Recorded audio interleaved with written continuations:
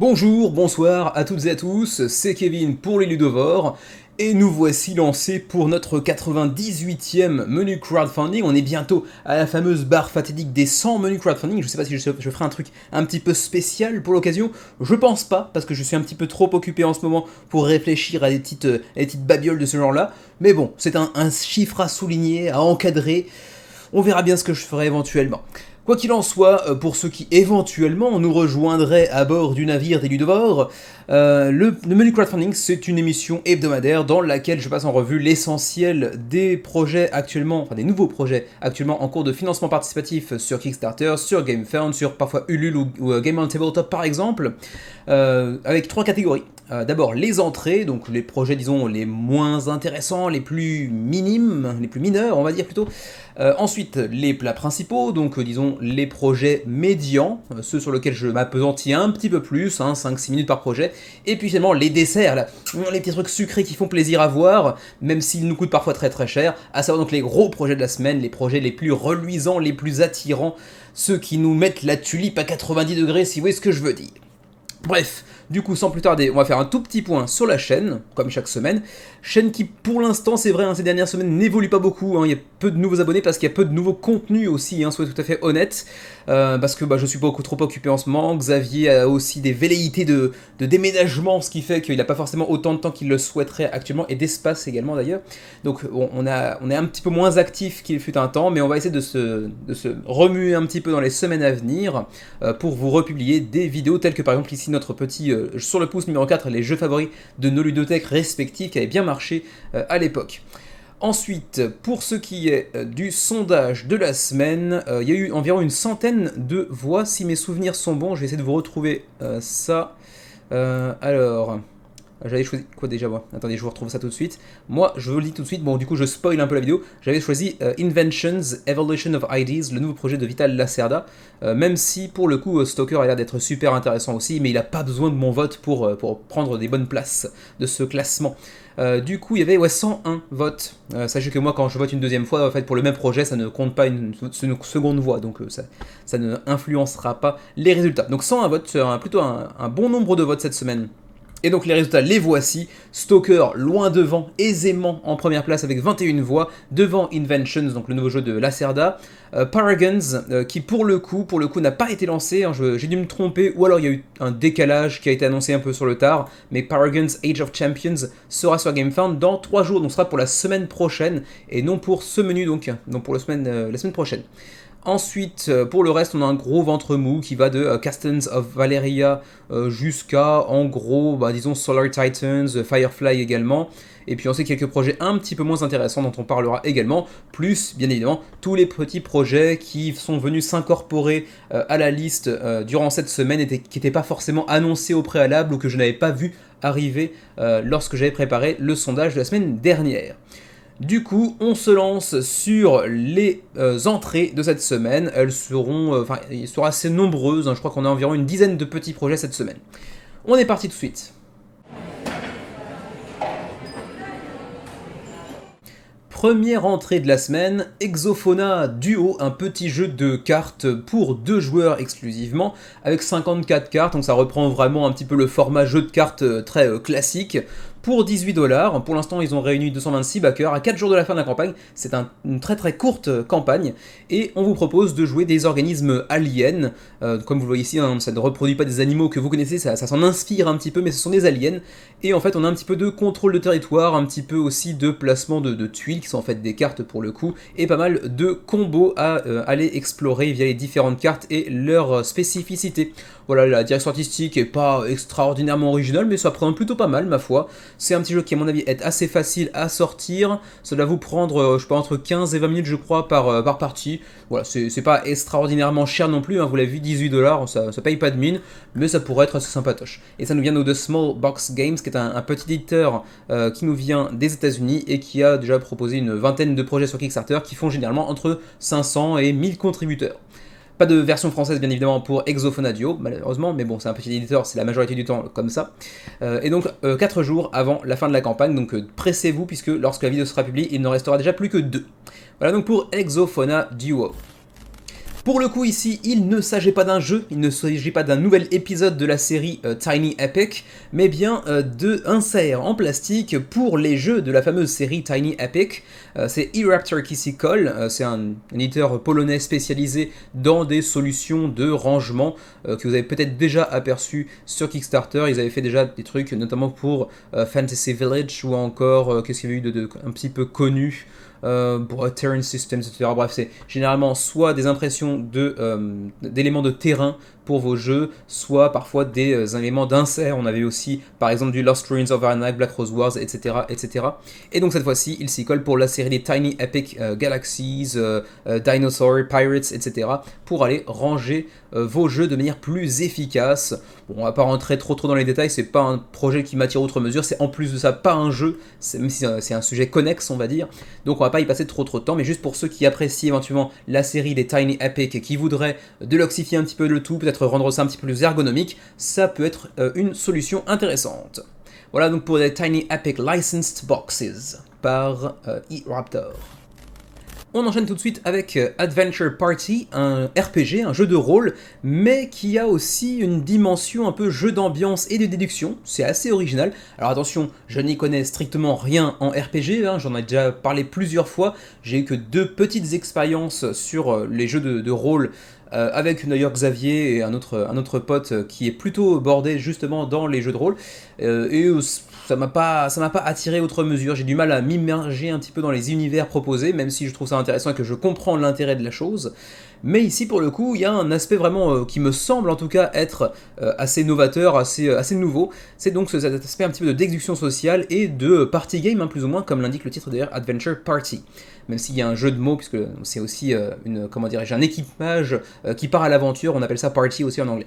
225 contributeurs, 14 jours avant la fin de la campagne, et l'originalité donc, c'est que lorsque vous allez notamment faire une rencontre, une interaction quelconque avec un personnage du monde qui est décrit dans Adventure Party, vous allez bien sûr jeter un dé comme à l'accoutumée, un dé 20 généralement, et là vous allez décrire le résultat qui se produit en fonction de votre jet de dés, aux autres joueurs autour de la table, ainsi qu'au au Game Master, quoi, au maître du donjon en gros. Et à partir de là, ils devront déduire le résultat de votre dé qu'ils n'auront pas pu voir jusqu'à présent. Donc il y a un aspect de déduction assez intéressant, un aspect aussi de tchatch, puisqu'il faudra réussir à faire passer un message à propos de votre résultat de dé sans forcément annoncer le numéro lui-même. Donc c'est plutôt intéressant, c'est plutôt novateur, en tout cas pour le peu que j'en sache. C'est pour 3 à 8 joueurs, pour des parties de 30 à 60 minutes, donc relativement court en plus de ça pour un jeu de rôle, et pour 14 ans et plus. Pour le reste, vous le matos, vous l'avez vu un petit peu, c'est plutôt joli, en termes de direction artistique, ça présente plutôt très bien, ça reprend vraiment les archétypes habituels des univers de Epic Fantasy qu'on a l'habitude de voir dans les RPG, dans beaucoup de RPG en tout cas, avec les items, etc. pour aller, enrichir un petit peu votre personnage, lui procurer de nouvelles compétences, etc. Donc voilà, c'est relativement classique du point de vue visuel, de l'aspect visuel, mais au-delà de ça, il y a une sorte de proposition pas inintéressante.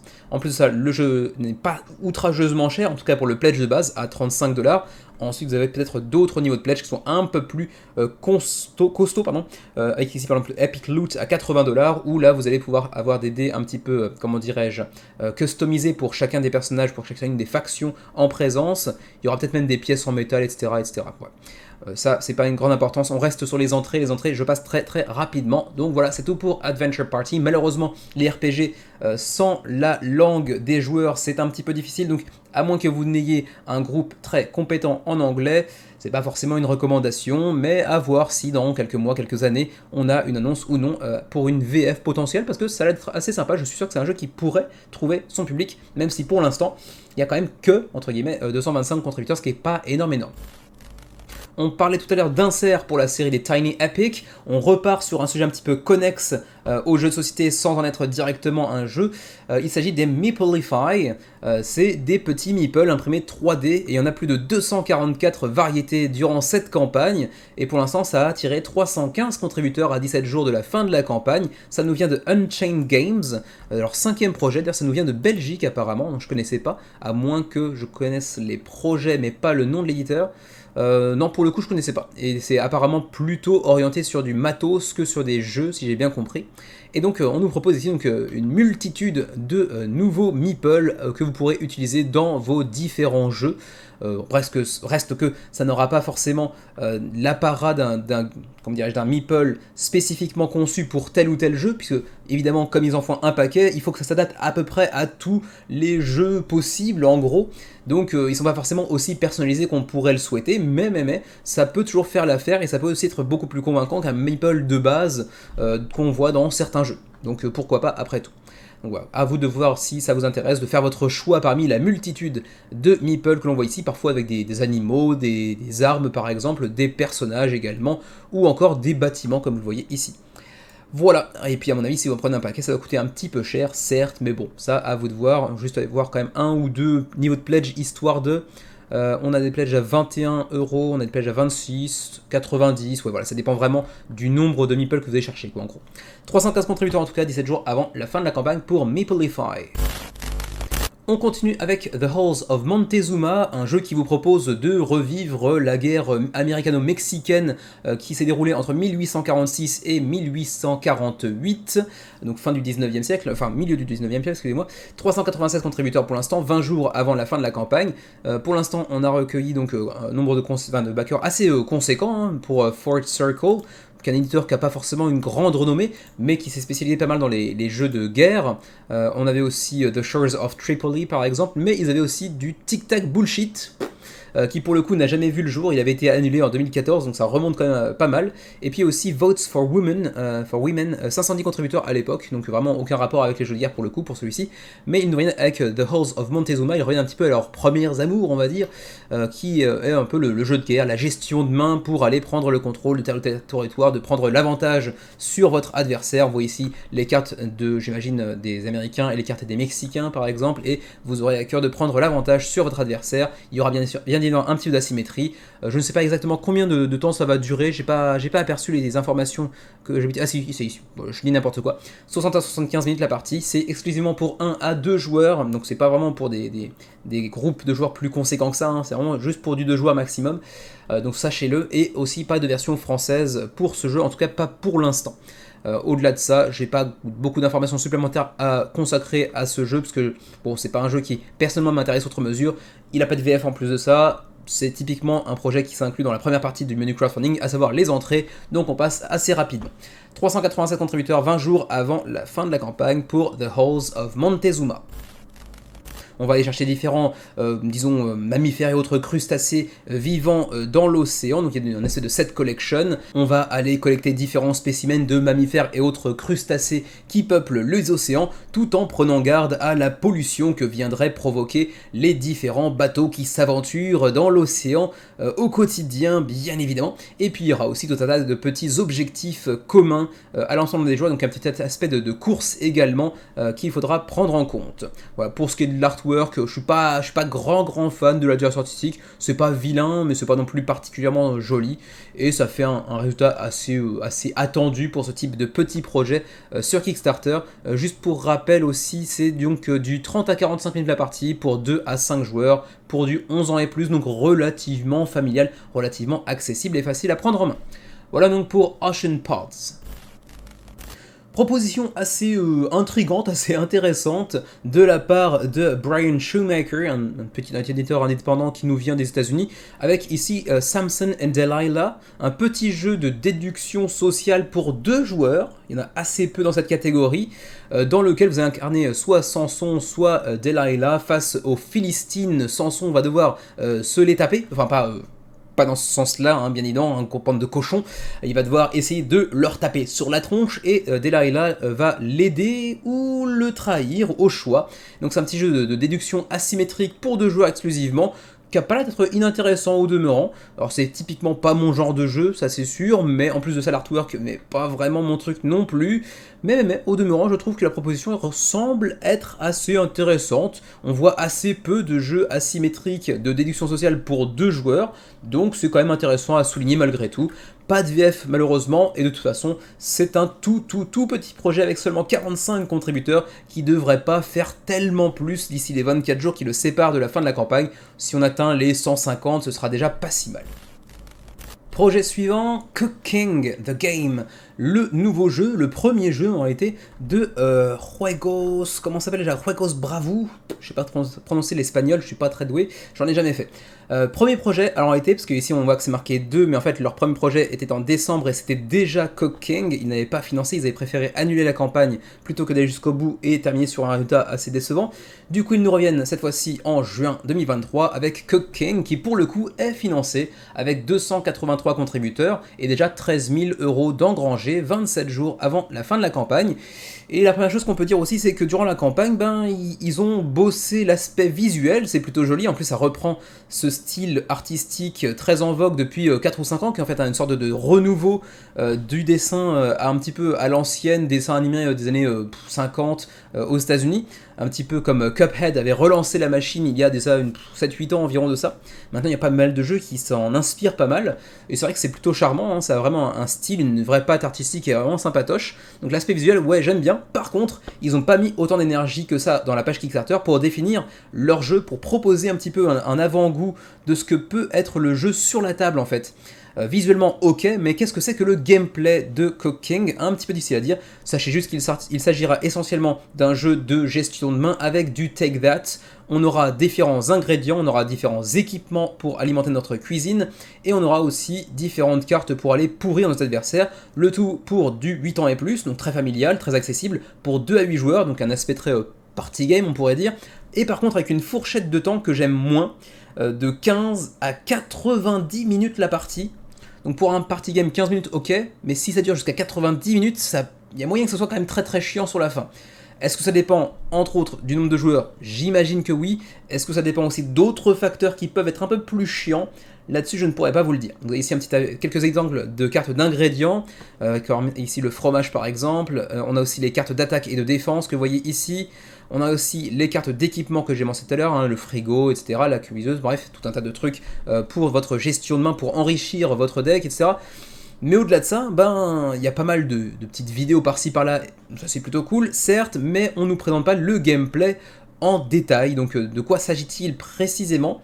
Si vous regardez pas les vidéos qui sont proposées ici, vous en saurez rien. Et ça c'est quand même particulièrement dommage. Ensuite, pour les pledges, aussi un peu dommage, parce qu'ils ont mis en avant les pledges en dollars mexicains, ce qui n'est pas forcément très parlant, donc il vous suffira d'aller regarder par ici. Et donc le premier pledge qui vous permet d'obtenir le jeu en version physique, c'est celui-ci. 630 $, ça semble cher, mais en fait c'est 34 €, donc ça reste relativement abordable. Et ensuite on a tout un tas de pledges un petit peu plus orientés mécénat avec des petits pins holographiques ou je ne sais quoi, des timbres holographiques je crois, des peluches également. Bref, vous pourrez aller chercher de quoi dépenser votre argent avec allégresse, bien évidemment, si le projet vous attire suffisamment. Pour ce qui est de la livraison, ça se fait partout. Et j'étais en train de me demander, j'avais pas checké tout à l'heure, est-ce que ça livrait aussi l'Europe, le Canada, etc. Apparemment, c'est le cas. Voilà donc pour Cooking, un projet qui a l'air visuellement très appétissant, qui propose un gameplay un petit peu aux abonnés absents pour l'instant, je ne sais pas vraiment de quoi il retourne, et qui en plus de ça se permet de nous présenter les prix en dollars mexicains, ce qui n'est pas forcément très parlant, donc bon, des erreurs de débutants on va dire, mais au-delà de ça, un projet qui a l'air pas dégueulasse, en tout cas visuellement parlant. Voilà donc pour Cooking. On enchaîne tout de suite sur Bad Baby Lich Lords, un petit projet qui nous vient des États-Unis et de Ross Coleman, son 13e projet déjà sur Kickstarter. Raise the Dad, apparemment le sous-titre du jeu, c'est pour 2 à 4 joueurs, pour 20 à 30 minutes et pour du 8 ans et plus, donc un truc très accessible, très familial, qui reprend un dessin animé dont j'ignorais parfaitement l'existence avant l'arrivée de cette campagne. Peut-être un truc uniquement connu outre-Atlantique qui n'a pas vraiment percé en Europe, ou peut-être que juste n'ayant plus de lien direct avec l'Europe, je ne connais pas vraiment ce qui s'y passe en termes de dessin animé, voilà tout simplement. Mais Bad Baby Lich Lords, c'est un petit jeu de set collection avec un matos plutôt pas dégueulasse, hein, vous le voyez ici. On a même des petits trays, donc des petits repose matériels en plastique, plutôt sympatoche pour chacun des royaumes que l'on va pouvoir explorer, tous remplis d'un tas de petits minions, de petites créatures, et chaque joueur, donc de son côté, on peut jouer jusqu'à 4 joueurs, on va jouer donc en haut ou en bas par exemple, on va ajouter des cartes de tel ou tel petit royaume, et on va chercher à faire des petites combinaisons de cartes en fonction de ce qui sortira des cartes de vos minions ici. Là par exemple, il va vous permettre de creuser une nouvelle carte dans le deck que vous voyez ici, hop, vous en sortez une nouvelle qui vous permettra d'avoir de nouvelles actions, etc., etc. Vous allez enchaîner, vous allez faire du chaînage d'actions en essayant de mettre des bâtons dans les roues de votre adversaire qui se trouve en face de vous, sur vos côtés, etc. Donc ça a pas l'air dégueulasse, la DA en plus est assez jolie, assez charmante. Donc je sais pas, j'y connais rien pour ce qui est de l'œuvre d'origine donc de Bad Baby Lich Lords, mais ça a l'air d'être plutôt pas vilain, il y a des commentaires dans tous les sens, y compris de grandes pointures du monde de jeux de société, donc après tout, pourquoi pas. Vous avez peut-être aussi déjà aperçu les prix, je les ai pas tellement mentionnés dans les projets jusqu'à maintenant. Le pledge de base est à 30$, ensuite si vous ajoutez 2 petits playmats que vous voyez ici, c'est donc 55$, et 70 si vous prenez 4 playmats pour autant de joueurs qui se trouvent autour de la table, en tout cas potentiellement, parce que c'est jusqu'à 4 joueurs, mais ça peut tout à fait aussi se jouer à partir de 2 comme vous le voyez ici. 164 contributeurs, ceci dit, c'est assez léger, 27 jours avant la fin de la campagne et 7475€ d'engrangés, donc le projet est financé, mais le nombre de contributeurs me laisse penser que même outre-Atlantique, c'est pas forcément un dessin animé qui est hyper connu au demeurant. Voilà donc pour Bad Baby Lich Lords. Le prochain projet est à mi-chemin entre le jeu de société un peu classique de confrontation multijoueur relativement court et le jeu d'ambiance, on va dire.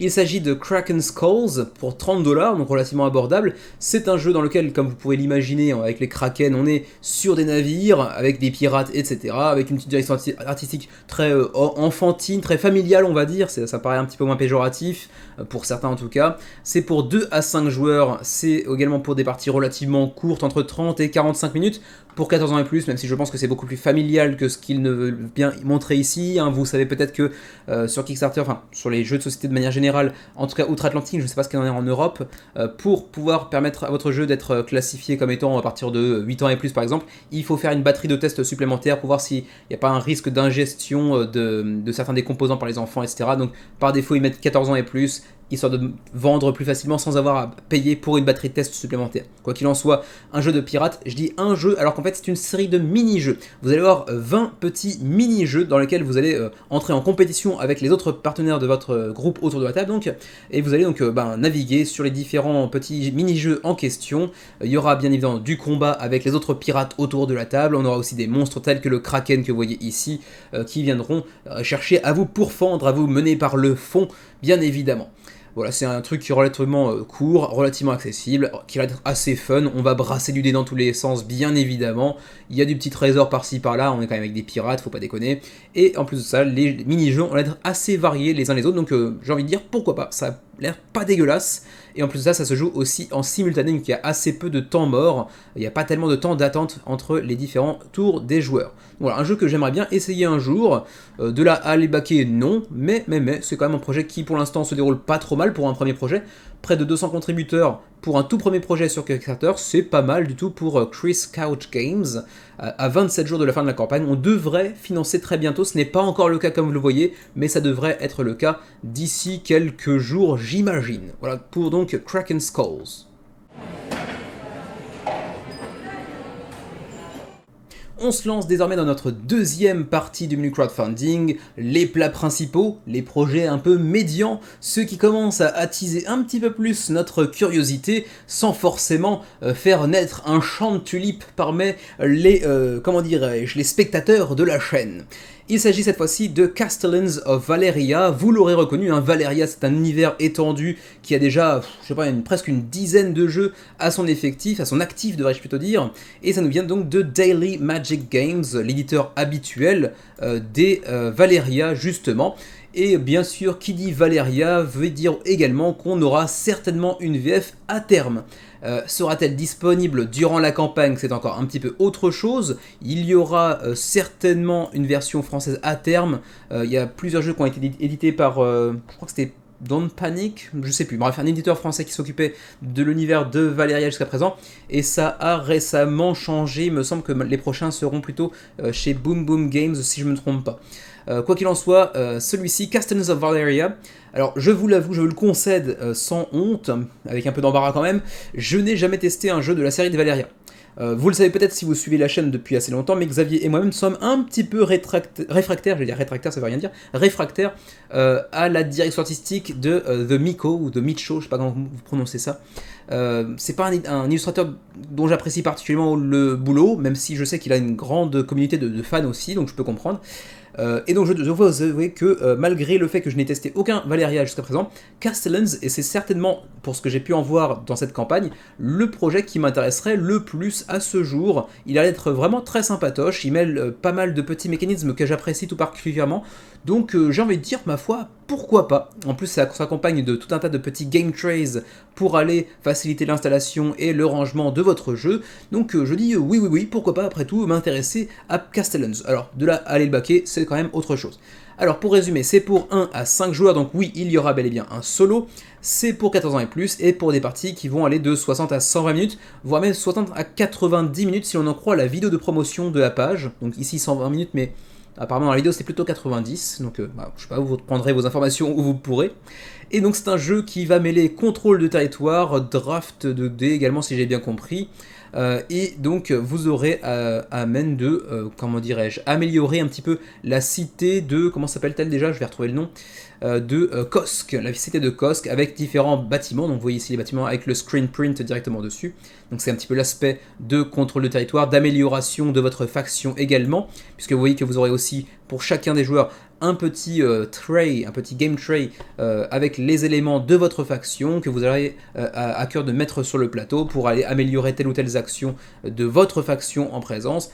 Ça a l'air d'être assez sympa de ce point de vue-là. On a donc notre plateau individuel double épaisseur, sur lesquels seront stockés donc nos différents éléments de jeu, et on va chercher à faire progresser notre faction à nous, à prendre plus de territoire que les autres pour gagner des points, etc. etc. Le tout s'accompagnant bien évidemment de tout un tas de petits personnages que l'on pourra recruter, etc. etc.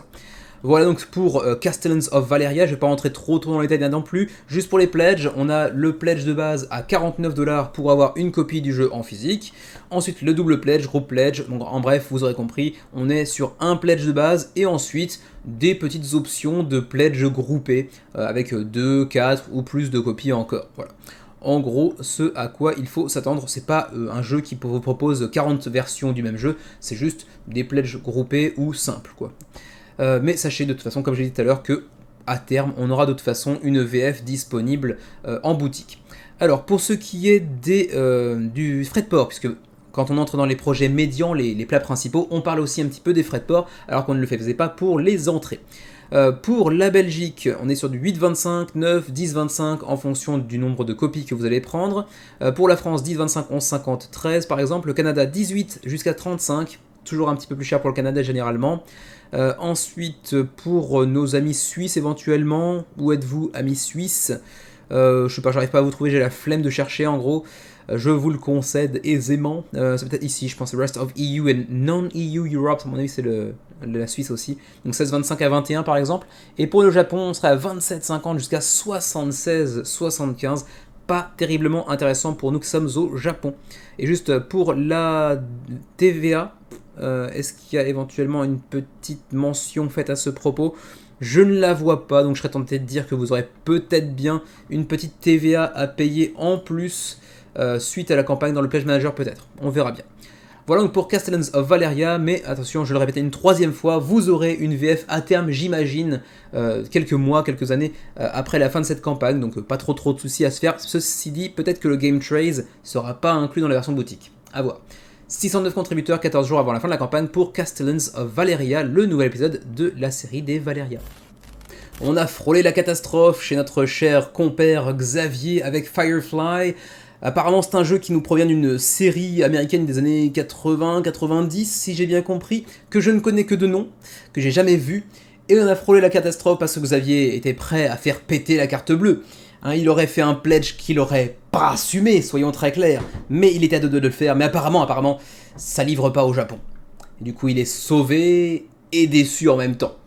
Firefly, The Game 10th Anniversary, j'ai vu un TH, oui, il n'en fallait pas, Anniversary, non, ça marche pas comme ça, 10th Anniversary Collector's Edition, donc 1 million de dollars déjà engrangés avec 5000 backers du côté de chez GameFound, donc un très très beau résultat pour le 10e anniversaire de ce jeu qui dispose d'une très bonne note sur BGG, avec un 7.4, 7.5 je crois en moyenne, donc c'est plutôt un très bon jeu pour un jeu qui a déjà 10 ans, 7.5 à l'époque où il n'y avait pas tellement de Kickstarter de GameFound, c'est un jeu qui bénéficie d'une belle réputation, parce que généralement on sait maintenant que les Kickstarter, les GameFound, bref, les jeux qui sont issus du financement participatif ont tendance à être un petit peu mieux notés que les jeux qui sortent directement en boutique, comme c'était le cas de Firefly premier du nom, il y a 10 ans quand il est sorti, et du coup 7.5 pour l'époque c'était quand même une très bonne note.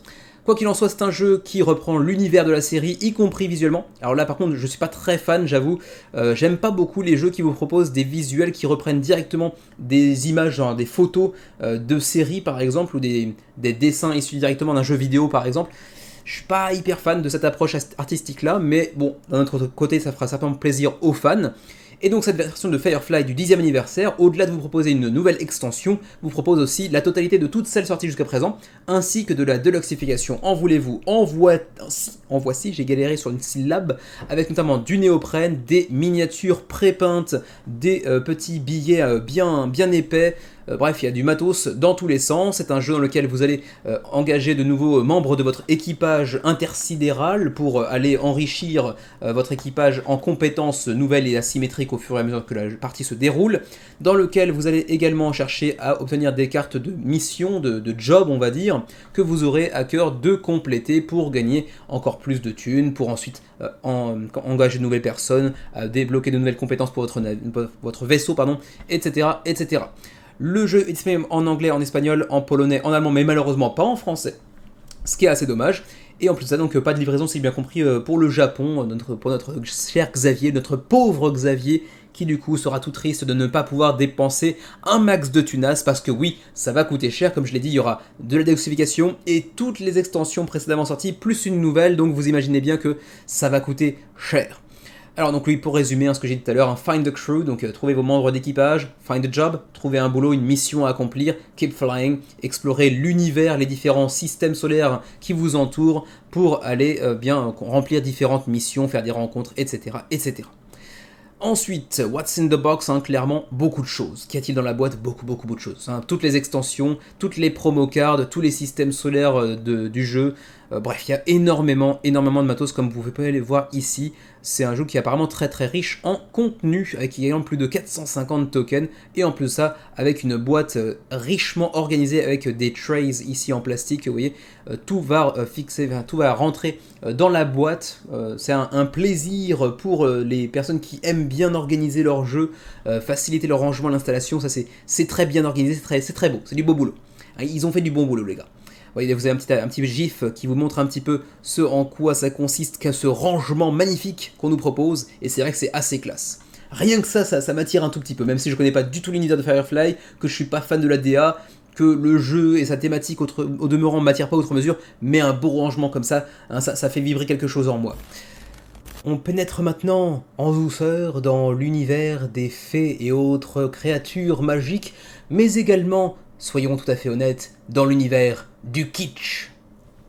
C'est pas hyper kitsch ça quand même?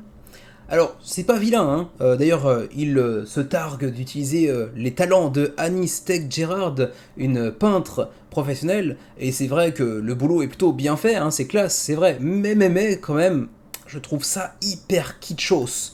Vous me direz ce que vous en pensez, vous me direz si ça vous dérange ou pas. Il y a certaines illustrations que je trouve magnifiques, comme celle-ci par exemple, qui est très joliment réalisée, mais je trouve que globalement, même là quoi, c'est quand même tellement kitsch que je me vois pas backer Fairies and Magical Creatures, le nouveau jeu de Forbidden Games, qui était à l'origine derrière la création d'un jeu qui avait fait pas mal de parler de lui, je galère aujourd'hui, à savoir Raccoon Tycoon et Mosaic également, qui avait fait un gros résultat, 2 fois d'ailleurs, sur Kickstarter avec le jeu de base, puis l'extension Wars and Disasters avec 7500 et près de 6000 contributeurs pour l'extension derrière.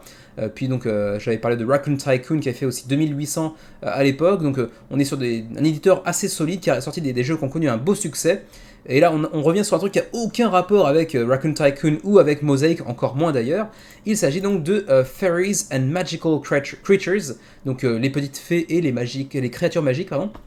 Et du coup, cet univers un petit peu kitschos, certes, et qui est un jeu en fait très familial, très accessible pour du 10 ans et plus, pour des parties relativement ramassées, entre 45 et 60 minutes la partie, pour 2 à 4 joueurs.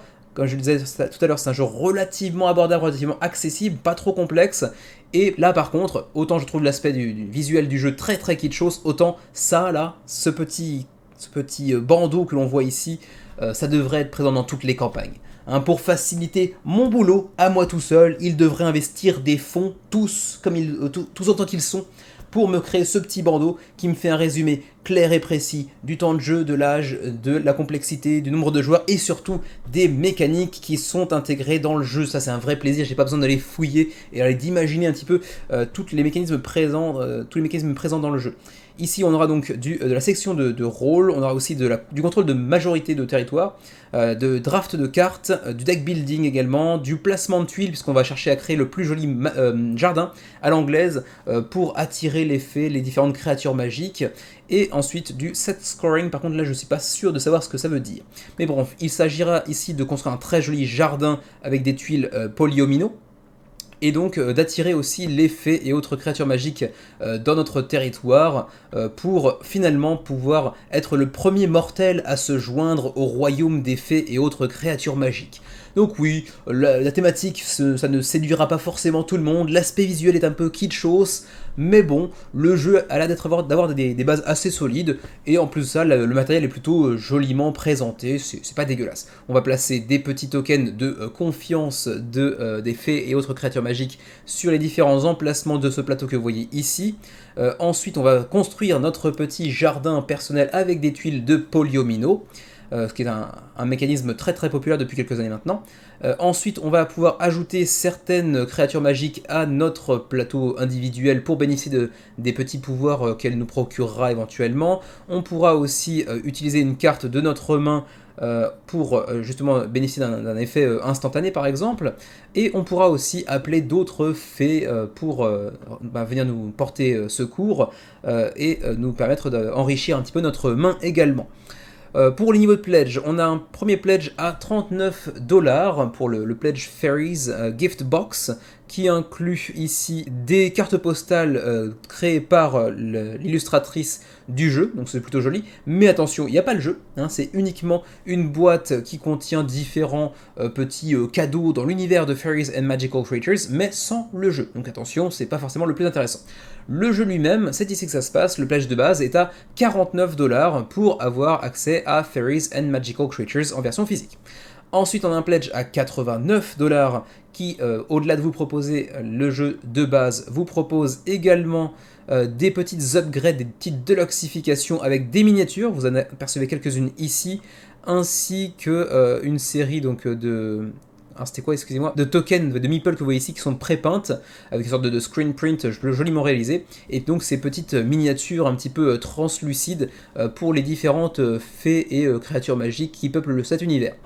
Ensuite, on a un pledge numéro 4 à 139$, ça commence à faire chéro, mais ça s'accompagne cette fois-ci d'un petit poster et de la fameuse gift box que je mentionnais tout à l'heure, plus la deluxification que j'ai déjà mentionnée tout à l'heure.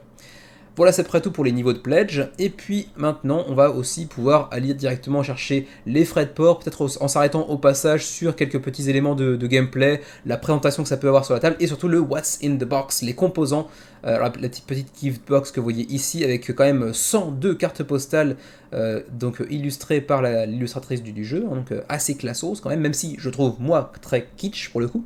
Le jeu, les composants qui vont avec, le plateau central, vos plateaux de jardin, les différentes tuiles et cartes que vous pourrez ajouter, les petites gemmes translucides également, bref, voilà l'essentiel du contenu. Et donc, je disais, le shipping, les frais de port, pour le Canada, ça va aller de 17,15 à 38,42 en termes de dollars, bien évidemment, pour ce qui est des frais de port. Pour l'Union Européenne, c'est de 20 à 25 livres pour le coup. Donc, ils auraient pu mettre ça en euros, mais bon, c'est pas très parlant pour le coup. Dommage.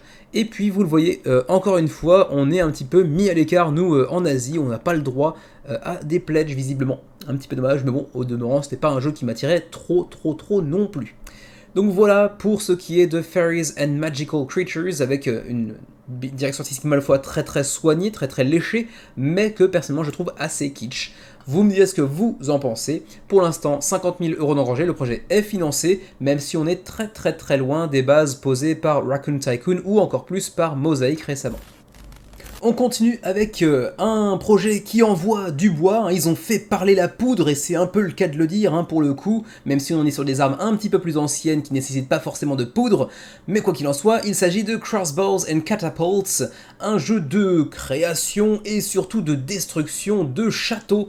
Vous allez utiliser différentes pièces et les emboîter les unes avec les autres pour créer votre propre château, y mettre des monstres pour le défendre bien évidemment, mais surtout vous allez chercher à détruire les châteaux adverses avec des arbalètes, avec des catapultes, avec des balistes et des trébuchets par exemple, tout un tas d'armes à votre disposition, certaines étant en option via une extension, par exemple le Weapons Cache Expansion que l'on voit ici pour la baliste et le trébuchet par exemple. Et donc c'est en gros un jeu d'ambiance, hein, avec de création et destruction de châteaux. J'arrive plus à retrouver, à mettre la main sur le temps que ça prend pour une partie, mais bref, on va déplacer nos combattants, on va envoyer du lourd, on va envoyer des armes sur leur tronche bien évidemment, et celui qui réussit à détruire le château de l'adversaire plutôt que l'adversaire en question l'emportera. Voilà, c'est relativement simple en termes de concept de jeu.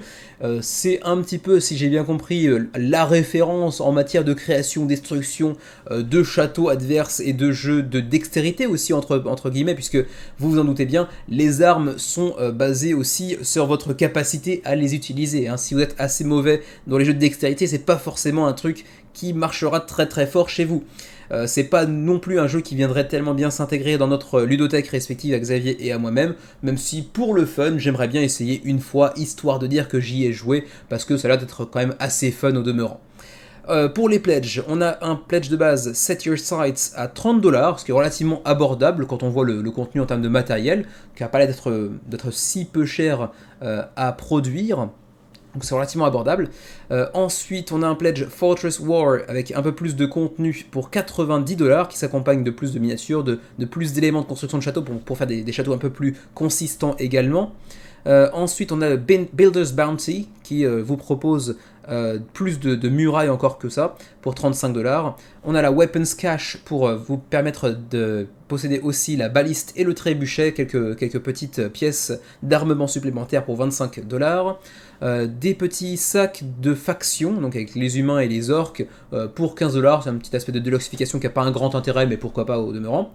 Et puis ensuite vous avez un petit résumé des pledge levels, donc des différents niveaux de pledge, avec donc le pledge à 30 $, le pledge à 90 $, le pledge à 145, qui est en gros le all-in de la mort qui tue, avec toute la deluxification, la petite extension avec les armes supplémentaires, les sacs pour les deux factions, etc. Bref, 145 $, et en plus de ça, ça vous ajoute un free shipping pour la plupart des régions du monde, autrement dit, pas de frais de port. Alors, pour la plupart des régions du monde, pas pour toutes, mais quand même. Du coup, c'est assez simple pour ce qui est du concept du jeu, hein, j'ai pas besoin de rentrer plus dans les détails, et on peut passer directement au shipping. Les frais de port pour le Canada sont de 20, 25 ou free si vous prenez le all-in. Ensuite, pour l'Union Européenne, 35, 55 ou free pour le all-in. Ensuite, pour le Japon, 35, 45 et pas du tout gratuit pour le all-in, 20 $. Ceci dit, c'est moins cher que pour les pledges qui ont moins de contenu. Donc vraiment, ils poussent fort le all-in pour vous faire cracher la thune, mais en économisant un petit peu sur les frais de port. Donc bon, finalement, c'est une stratégie qui est relativement viable à mon avis. Et ma foi, c'est à peu près tout concernant Crossbows and Catapults. Si vous aimez les jeux de dextérité et d'ambiance, il y a moyen que ce soit assez fun. En tout cas, pour l'instant, ils ont bien fait parler la poudre avec 4210 contributeurs déjà, 24 jours avant la fin de la campagne, et près de 500 000 € d'engrangés. C'est pas mignon. Connie, le nouveau projet de Little Rocket Games, un éditeur italien que vous connaissez peut-être, qui a déjà 6 projets dans sa besace kickstarterienne. Vous en connaissez peut-être quelques-uns, je crois que Nyx avait fait la couverture de l'un d'entre eux, qui a une version française, d'ailleurs si mes souvenirs sont bons, c'était Hands à l'époque. Vous les connaissez aussi peut-être pour la Blue Collection, qui je crois est édité en français par Matago, si mes souvenirs sont bons. C'est un petit éditeur qui fait généralement pas des énormes scores sur Kickstarter, on voit 700, 800, 200, 600, donc voilà, c'est pas des trucs énormissimes, mais ils font toujours leur petit financement tranquillement, et ça semble partir sur les mêmes bases pour ce qui est de Connie, 245 contributeurs pour l'instant, 5500 € approximativement, donc c'est financé, 24 jours avant la fin de la campagne, c'est en italien et en anglais, pas encore en français, mais bon, comme ils ont déjà 2 ou 3 séries de jeux disponibles en français, je pense qu'à terme on devrait pouvoir voir Connie en boutique en France également. C'est un petit jeu pour 2 à 4 joueurs, pour 20 minutes la partie, donc très facile à sortir, et donc je vous disais, hein, c'est très mignon. Par contre, tout à l'heure on parlait de kitsch pour Fairies and Magical Creatures. Bon là c'est un tout petit peu kitsch aussi, hein, on va aller chercher à collecter des lapinous, voilà, tout mignon, hein, voilà. Et c'est un petit jeu de puzzle qui est pas inintéressant, de gestion de ressources également, un aspect de puzzle qui est pas inintéressant je trouve, pour un jeu en plus relativement contenu en termes de durée, hein, 20 à 35 minutes quand même, c'est relativement court, relativement accessible, et vous avez donc 3 phases, si mes souvenirs sont bons, dans ce jeu. La phase de restock, qui vous permettra d'aller chercher de nouvelles cartes pour ajouter à votre main, ainsi qu'un petit peu de ressources depuis la réserve générale. Vous pouvez aussi jouer des cartes de lapin de votre zone personnelle pour aller chercher les ressources qui vont avec. Vous pourrez aussi ensuite ajouter de nouvelles cartes de lapin de votre main à votre ferme, on va dire, votre ferme au lapin. Et puis il faudra respecter certaines conditions de placement. Certains lapins pourront se connecter à d'autres et seront comment dire, au contraire, incapables de cohabiter avec d'autres lapins par exemple. Donc il faudra faire attention aussi en termes de placement. Donc il y a ce petit aspect de puzzle abstrait qui est pas inintéressant au demeurant. Et puis vous aurez aussi la troisième phase de growth, donc de croissance. On permettra d'activer certaines petites cartouches que vous voyez ici sur vos cartes pour obtenir de nouvelles ressources par exemple, et qui pour certaines aussi vous permettront de gagner aussi des points de victoire en fin de partie avec des conditions particulières. Voilà, c'est après le tout ce que je peux vous dire pour Connie, ce petit jeu très mignon, un petit peu kitsch lui aussi, mais très mignon malgré tout, que vous pouvez d'ores et déjà tester sur Tabletopia si le cœur vous en dit. Ensuite, pour les frais de port, pas pour les frais de port, mais d'abord pour les New Pledge, je parle un peu trop vite, le Print and Play, pour ceux qui voudraient le tester, est à 5 €, un petit peu cher le Print and Play, mais bon après pourquoi pas. Pour le jeu de base, c'est 20 €, c'est pas très joli la liaison, 20 € pour le jeu de base en version physique. Ensuite, si vous en voulez 2 copies, donc micro pledge groupé, 36 €, donc 18 € la copie, donc petit rabais sur les frais de port. Et vous pouvez même prendre Hands, leur jeu précédent avec les animaux de la basse-cour, c'était des poules cette fois-ci, pour 35 € le duo, on va dire.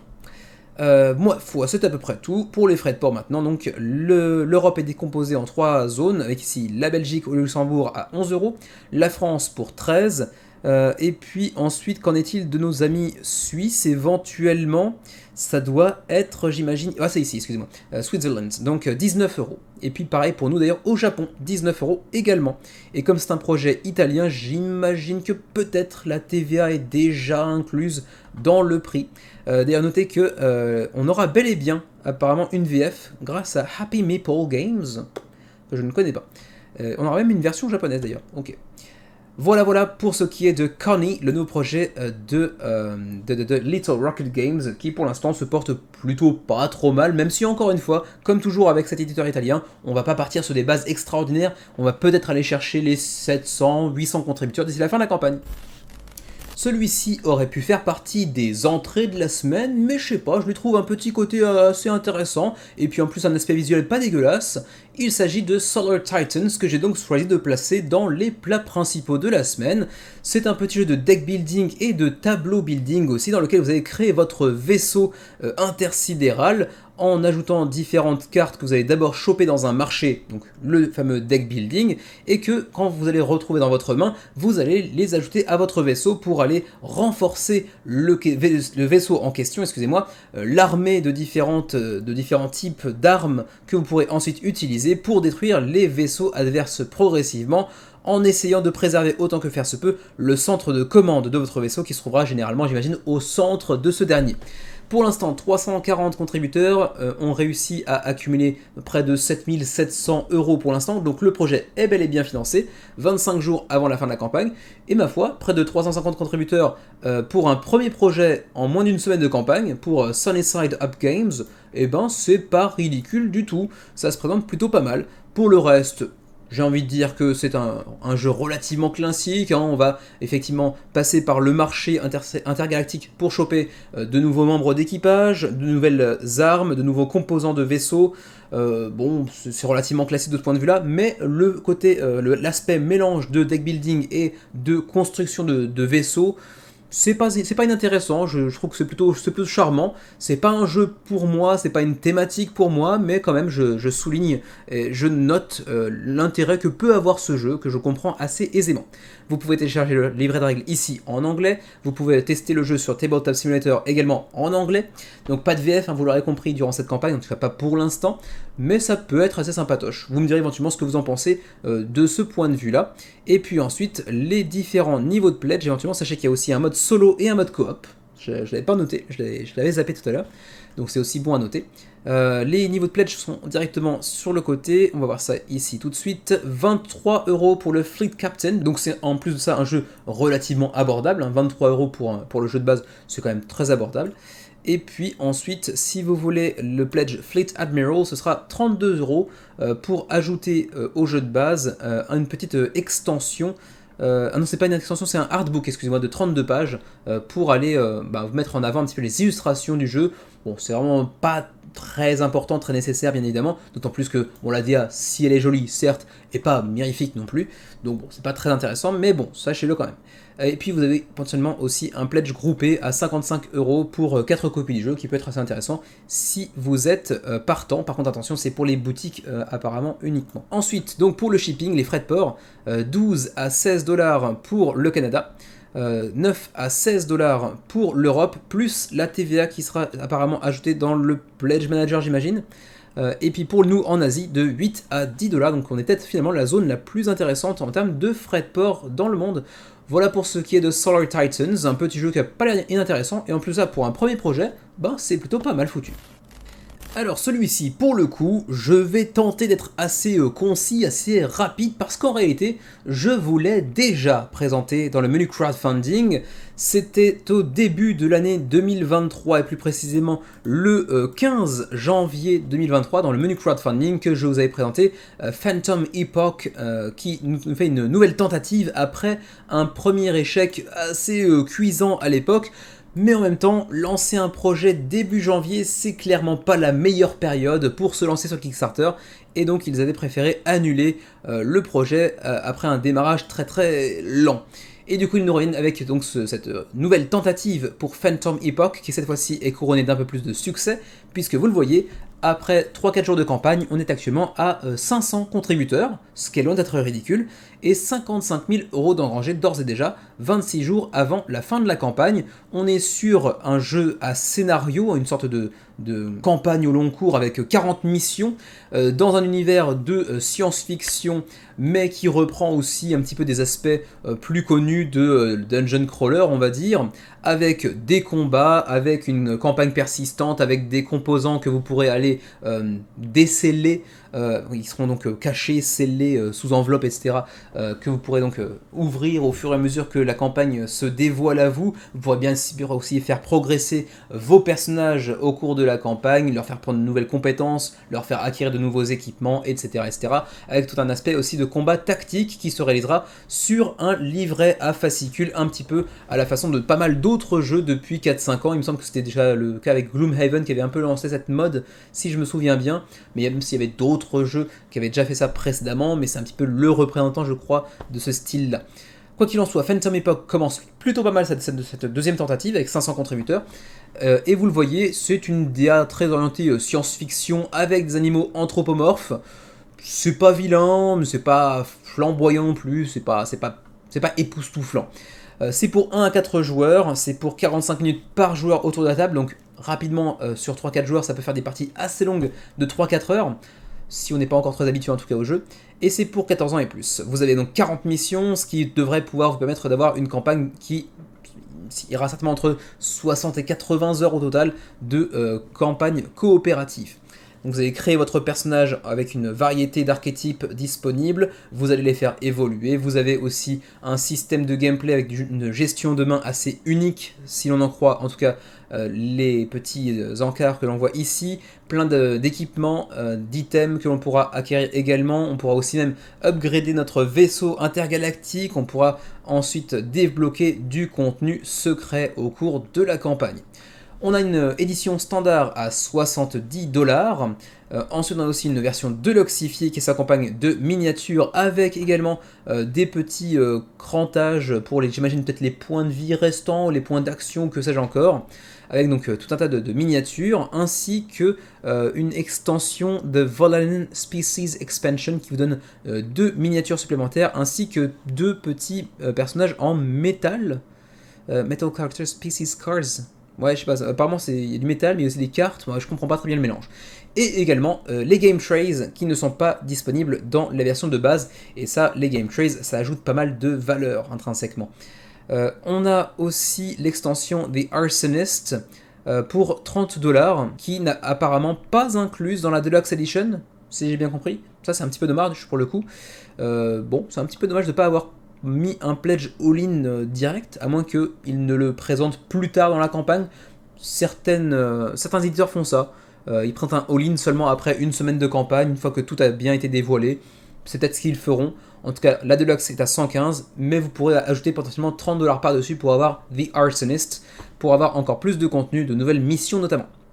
Le contenu de la boîte de base, vous la voyez ici, avec le fameux livret à fascicules, avec tout un tas de cartes bien évidemment. Ensuite ici la Deluxe à 115$ avec donc l'extension, avec de nouveaux personnages, avec les miniatures, avec les petits numéros crantés, donc les petits standees en carton, eux aussi avec le petit numéro en cranté, qui sont disponibles également, le livret deluxifié également, tout un tas de petites upgrades, et donc les Game Trays qui pour le coup sont pas présentés ici. Un petit peu dommage, peut-être un peu par la suite. Alors, qu'est-ce que c'est que ça? Attendez. Ah d'accord, c'est les enveloppes pour aller contenir l'ensemble du matériel de telle ou telle faction, de telle ou telle classe de personnages. Ça c'est plutôt sympa. Mais est-ce qu'on n'a pas un petit aperçu quand même des Game Trays? C'est quand même un petit peu dommage. Ouh, plus de 600 cartes. Ça doit coûter bien cher à produire, ça. Remarquez, le jeu est assez cher aussi, donc ça peut se comprendre, mais ouais, c'est un jeu assez riche en cartes. Même si pour le coup, comme je l'avais déjà dit d'ailleurs en date du 15 janvier dernier, lorsque j'avais présenté ce jeu pour la première fois, je suis pas du tout fan de l'ADA. Autant les couvertures des différentes boîtes qui composent le jeu, les extensions, c'est assez joli, autant la direction artistique des personnages particulièrement, pas fan du tout. Les Game Trays, non, toujours pas? Bon, bah, c'est dommage, j'aurais bien voulu voir. L'extension Volanen, donc les 2 personnages supplémentaires que vous avez, cette petite extension, et puis The Arsonist, l'extension supplémentaire qu'on a mentionné tout à l'heure pour 30$, donc c'est un petit peu cher, malgré le contenu qu'on peut ajouter bien évidemment dans la campagne. Ensuite, est-ce qu'on peut aller voir les frais de port potentiellement? On a un petit descriptif aussi des Key Gameplay Elements, donc des éléments clés du gameplay du jeu, avec donc les missions, 40 missions dans le livret de règles en fascicule que vous voyez ici, avec ah d'accord, un fonctionnement de double page assez intéressant. Je sais pas si ça se fait dans beaucoup de jeux, mais j'imagine que c'est pas nouveau. Ensuite, les actions de joueurs avec les différentes cartes, parfois beaucoup de cartes uniques pour tel ou tel personnage, les cartes que vous allez ajouter avec des items, des équipements que vous pouvez ajouter à votre personnage pour le rendre plus puissant, etc. Ensuite, des expéditions, des missions à aller remplir avec des choix scénaristiques également. Une sorte de courbe de progression sur différents critères apparemment également, l'arsenal que vous pourrez vous bâtir avec des équipements, etc. Les points d'action qui seront sur les cartes directement aussi, qui vont permettre d'établir plus ou moins d'actions dans tel ou tel ordre de jeu, etc. Bref, c'est tout un tas de trucs à prendre en compte qui sont bien intégrés en termes de mécanique dans le gameplay global. En tout cas, ça a l'air d'être plutôt intéressant sur le papier, même si c'est pas un jeu pour moi a priori. Ensuite, disais-je, les frais de port. On va s'orienter directement vers les frais de port qui se trouvent en bas de page. Voilà, c'est ici. Canada 24-26, plus 3 si vous prenez aussi l'extension The Arsonist. Pour l'Union Européenne, 31-33, plus 5 potentiellement. La Suisse 34-38, plus 5. Et pour nous qui sommes au Japon, ça va être Rest of the World, je pense. Du coup, 55 jusqu'à 80, plus 5 potentiellement.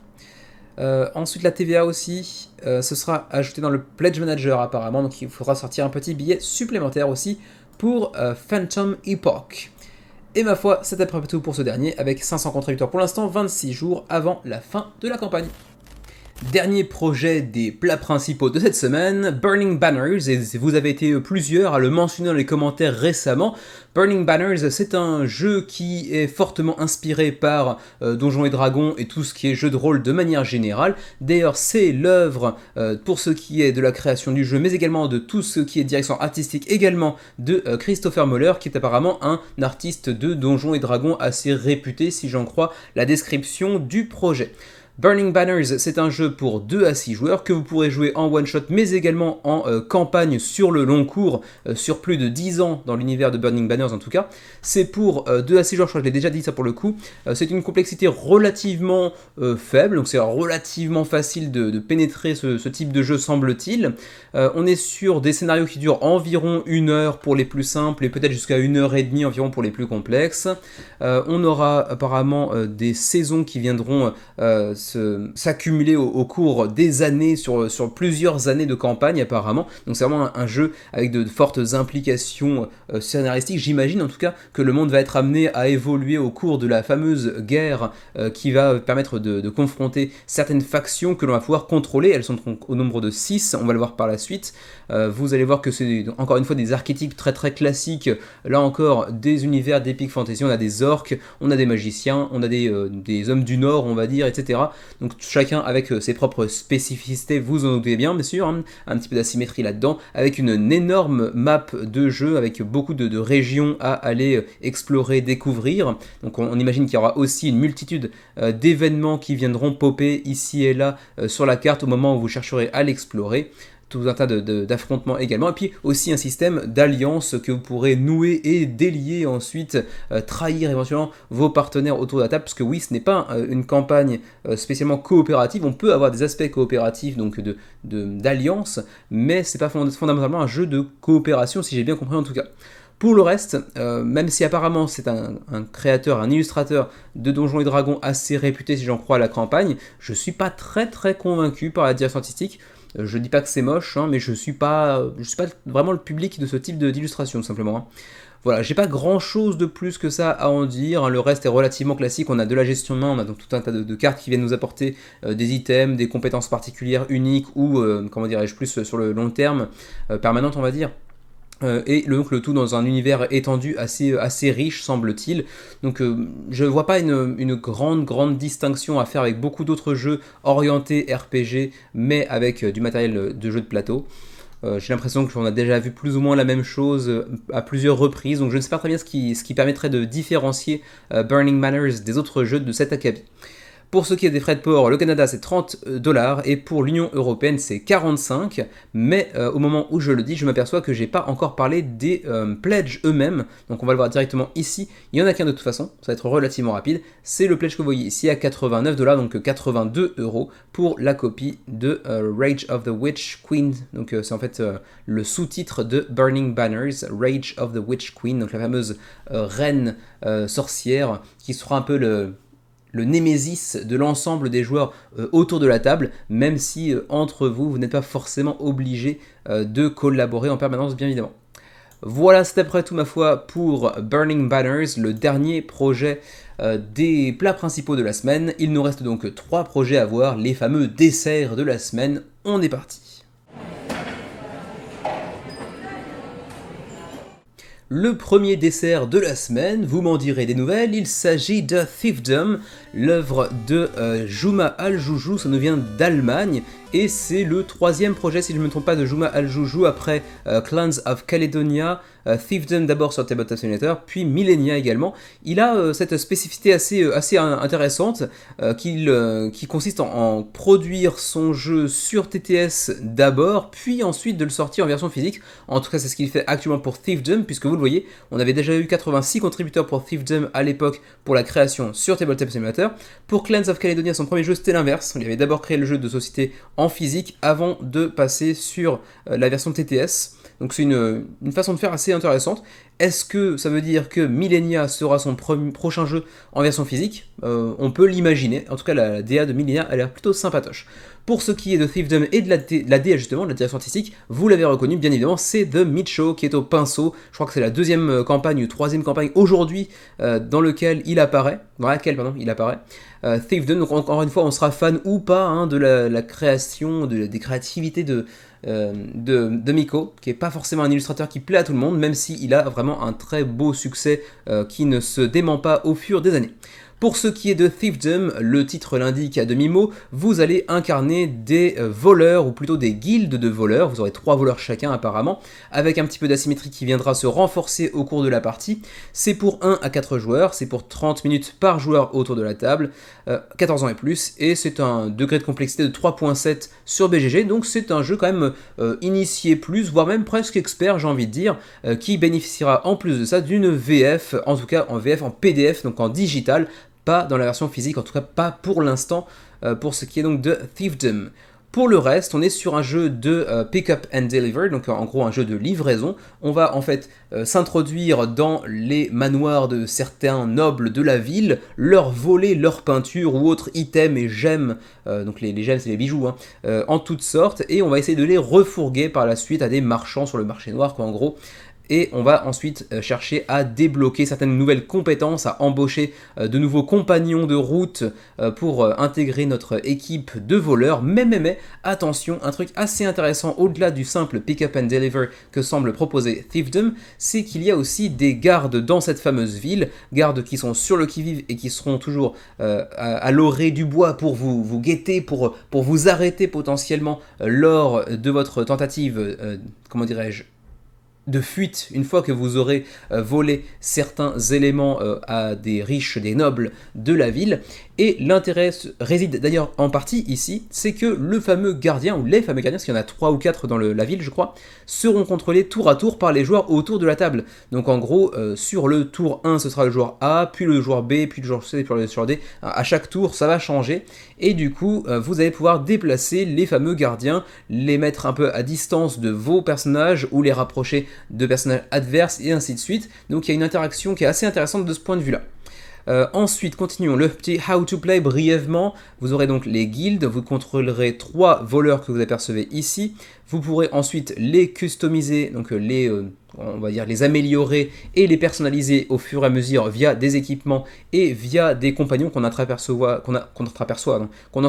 ici notamment, ainsi que les équipements d'ailleurs aussi. Ensuite, on va donc s'introduire dans certains manoirs et grandes demeures de nobles autres riches de la ville pour aller leur piquer tout simplement des tableaux, des gemmes, encore une fois, donc des bijoux, du vin par exemple également. Et ensuite, on va chercher à receller nos marchandises sur le marché noir pour gagner des points et nous permettre ensuite de développer encore plus notre guilde de voleurs. Mais attention donc, les fameux gardiens qui seront là, qui feront leur patrouille dans la ville et qui pourront à tout moment vous arrêter si vous ne prenez pas garde. Et puis donc après 6 nuits de ces tergiversations nocturnes, eh bien celui qui aura réussi à remporter le plus de points l'emportera. Donc de ce point de vue là, c'est relativement classique.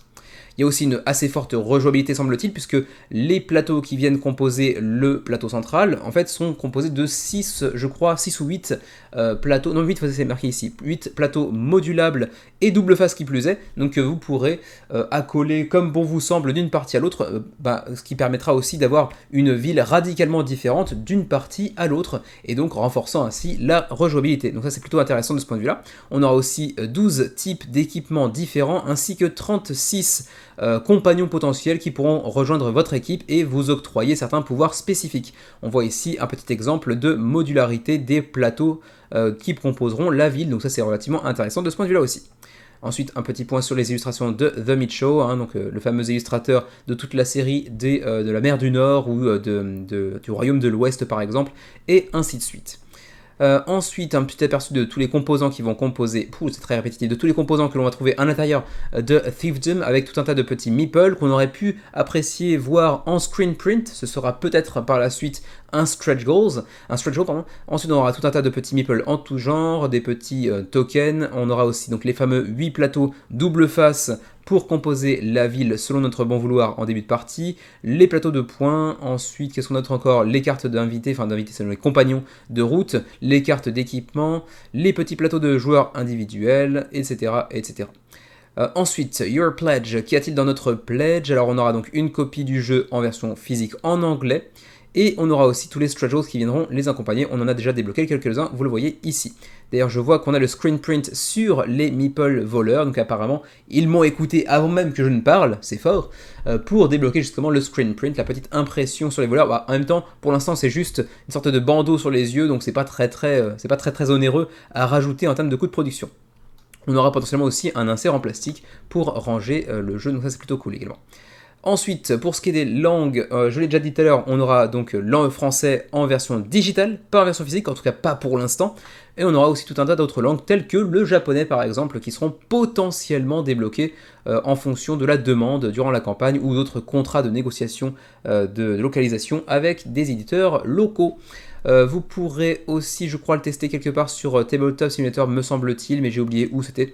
Ça n'a pas une grande importance. Vous avez aussi une vidéo ici en français par les recettes ludiques qui vous en parlera avec un peu plus de détails que je ne pourrais le faire. Ici, Ben nous dit donc c'est un Eurogame pur, programmation et tout, avec un système de jeu du chat et de la souris. Je prends. Donc, relativement dithyrambique.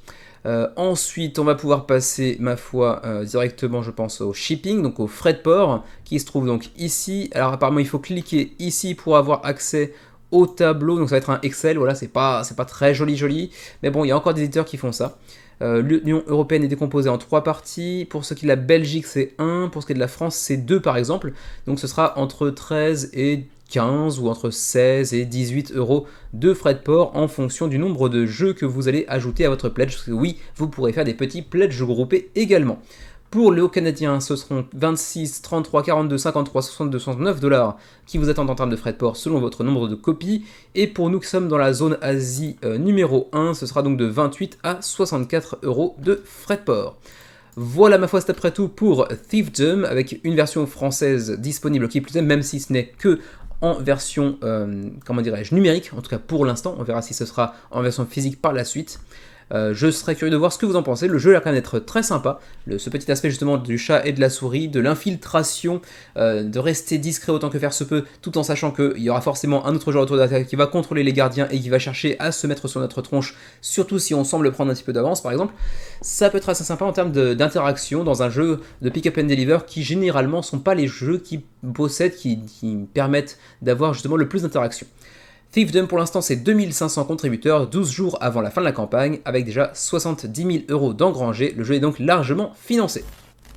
Certainement la campagne la plus attendue de la semaine, d'ailleurs c'est ce qu'on a pu constater dans le sondage de la semaine avec 21-22 voix si je me souviens sont bons pour Stalker sur GameFound, le nouveau projet de Awaken Realms qui en aura au moins 3 cette année si mes souvenirs sont bons. Il y en a un autre que j'attends pas mal avec des dragons, qui a des vieux relents de Pokémon, mais qui a l'air d'être assez sympa en termes de direction artistique.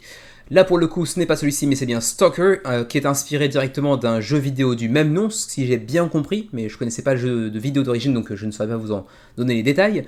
Et donc Awaken Realms se lance dans cette nouvelle licence en solo ou en coop, dans un univers post-apocalyptique qui reprend peu ou prou l'univers de Tchernobyl post-incident de la centrale nucléaire bien évidemment, mais avec une sorte d'Uchronie un petit peu différente qui nous plonge dans un monde post-apocalyptique, comment dirais-je, infesté de mutants et d'autres personnages pas forcément très amicaux si vous voyez ce que je veux dire. Donc le tout pour 1 à 4 joueurs comme j'ai dit tout à l'heure.